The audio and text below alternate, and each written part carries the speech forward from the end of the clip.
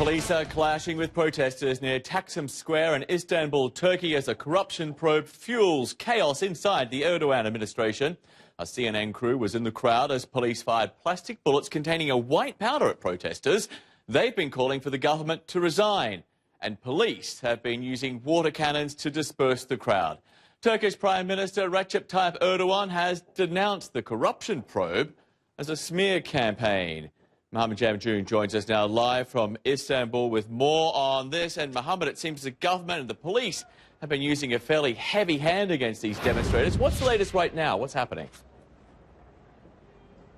Yeah, that's right, John. What you see behind me, this is Taksim Square. Now, it's seemingly calm at the moment, but there have been sporadic protests there in Taksim for the last hour. The protesters a bit more disorganized tonight than they have been in the past, but every time they gather and start chanting, just a few minutes ago we heard them saying down with the government, we heard them calling the government thieves. Every time they start to gather and start to chant, then you have the anti-riot police show up in force and disperse the crowd rather quickly. Now, further behind me, the main thoroughfare, pedestrian thoroughfare here in Istanbul, Istiklal Street, that's been the area where there have been the most violent incidents and clashes so far tonight. We were out there just a few minutes back. There are at least hundreds of protesters out there clashing with police, trying to set up barricades to keep the water cannons away from them, to keep the anti-riot police away from them, but they've not been successful so far. Every time a crowd amasses, starts marching towards Taksim Square because they want to occupy Taksim, because Taksim